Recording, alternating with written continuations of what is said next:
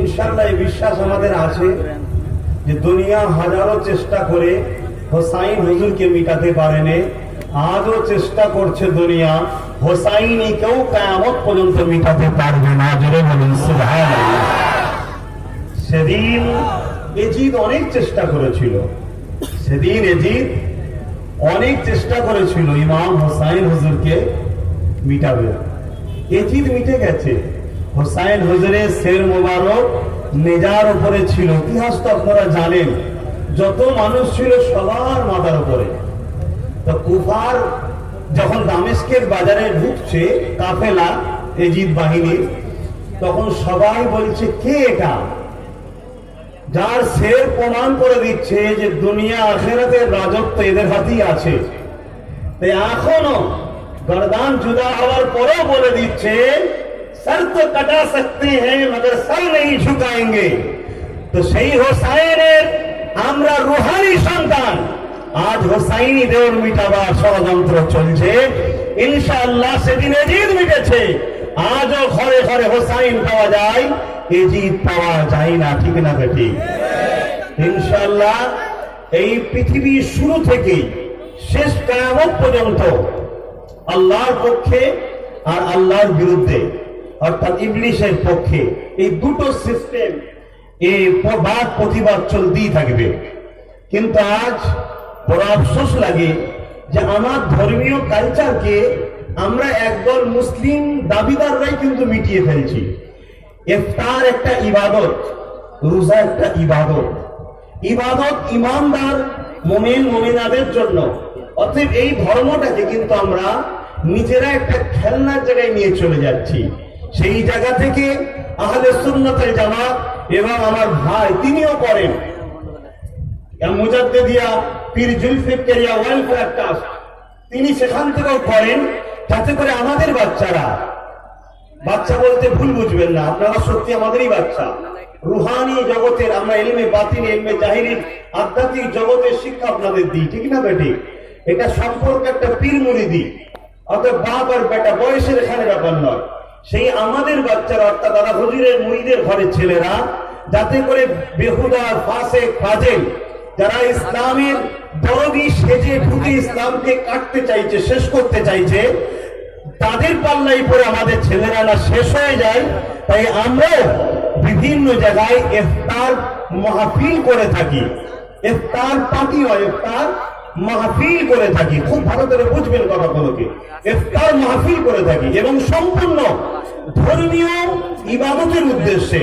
তাই সেই মাহফিলে আমার ধর্মীয় কালচার হয়, ধর্মীয় আলোচনা হয়, ধর্মীয় লোকেরা আসে, ইমাম সাহেব থাকে, আলেমরা থাকে, পীর সাহেবরা থাকে, পীরজাদারা থাকে, ও যে যাই হোক ভাই, আমরা গরিব মানুষ, যদি ইফতার করার ক্ষমতা না থাকে যে যার বাড়ি থেকে ইফতার নিয়ে আসবো, তথাপিও কারো 50,000 টাকার হারামের পয়সায় কোন রোজাদারকে ইফতার করাবার জন্য কোন হারামখোরকে আমরা নিয়ে আসি না।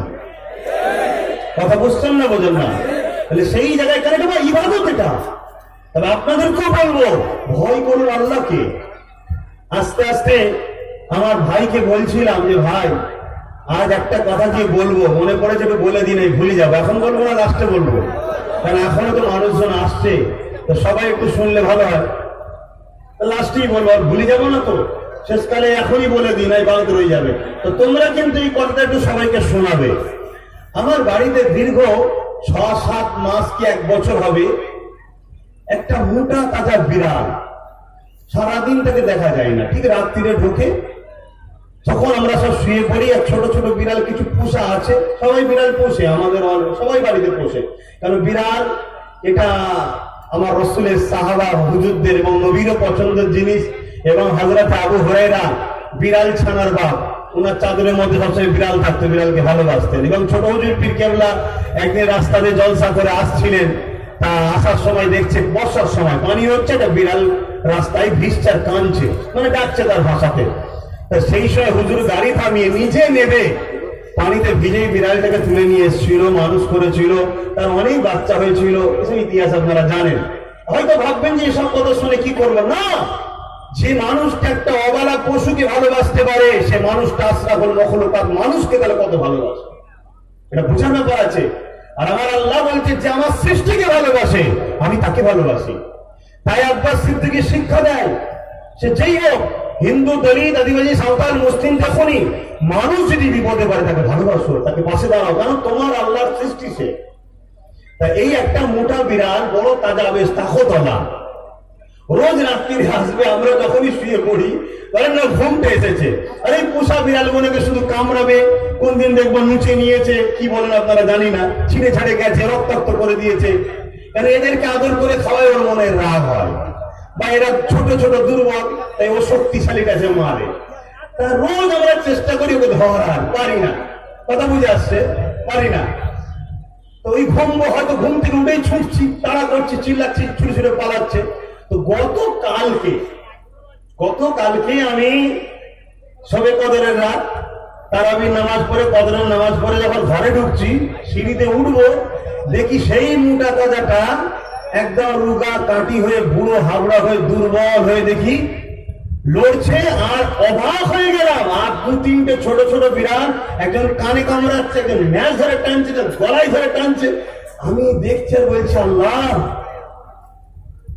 জালিমের কোনদিন সুখের সময় সব দিন জানি না, একদিন তাকে তুমি এইরকমই করো, তুমি এরকমই একদিন। এটা দেখে আমি অবাক হয়ে গেলাম যে খোদা, তোমার সিস্টেম, জালিমকে তুমি কখনো ছাড়োনি, সে অলালা জন্তুর মধ্যেও জুলুম করলে তাকেও তুমি ছাড়ো না। আব্বাস যদি জালিম হয়, আব্বাসকেও আল্লাহ ছাড়বে না। তুমি যদি জালিম হও, তোমাকেও আল্লাহ ছাড়বে না। তুমি যদি জালিমের বন্ধু হও, তোমাকেও আল্লাহ ছাড়বে না। তুমি জালিমের যদি পীর সাহেব হও, তোমাকেও আল্লাহ ছাড়বে না। কেন, মুরিদ যদি জালিম হয়, পীরকেও আল্লাহ করবে। কথা বুঝে আসছে? সেই জায়গায় বড় অবাক হয়ে গেলাম কালকের এই বিষয়টা দেখে। তাই আমি আপনাদেরকে হুকুম দেবো বা শিক্ষা দেবো, জীবনে কোনোদিন কাউকে যদি খুশি না করতে পারেন, কখনো কাউকে দুঃখ করবেন না। কারো দিল যদি জয় না করতে পারেন, কারো দিলে আঘাত দেবেন না। এবারে হ্যাঁ, আমার তোমার একটা কাজ আছে। কি কাজ? সবার আগে আল্লাহ যিনি স্রষ্টা, তার হুকুম মেনে চলা। এবারে এই রোজা রেখেছো, আজকে রোজা রাখলে একদল কি বলে মানুষ রূপী পশুরা কষ্ট পায়। আজকে কোরআন তেলাওয়াত করলো, একদল মানুষের কষ্ট হয়। আজকে আজান হলে একদল মানুষের কষ্ট হয়। কথা বুঝে আসছে? একদল মসজিদে গেলে একদল লোকের কষ্ট হয়, গরিবকে দান করলে একদল লোকের কষ্ট হয়, হকের পক্ষে থাকলে একদল লোকের কষ্ট হয়। এই কষ্টটা কিন্তু কখনো দেখে হক ছেড়ে দিলে হবে না। জীবনের শেষ নিঃশ্বাস পর্যন্ত মান আহাব্বা লিল্লাহ ওয়া আবগাদা লিল্লাহ ওয়া আতা লিল্লাহ ওয়া মানআ লিল্লাহ ফাকাদ ইস্তাকবালাল ঈমান। বন্ধুত্ব আল্লাহর জন্য, দুশমনি আল্লাহর জন্য, কাউকে পাশে বসাবো আল্লাহর জন্য, কাউকে সরিয়ে দেবো আল্লাহর জন্য, সেই হলো প্রকৃত ঈমানদার। জোরে বলুন সুবহানাল্লাহ। তাহলে ইফতার মাহফিলে কাউকে দাওয়াত দাও, সেটাও আল্লাহর জন্য হতে হবে। যে আল্লাহর দুশমন, তাকে ইফতার মাহফিলে নিয়েছে আল্লাহ।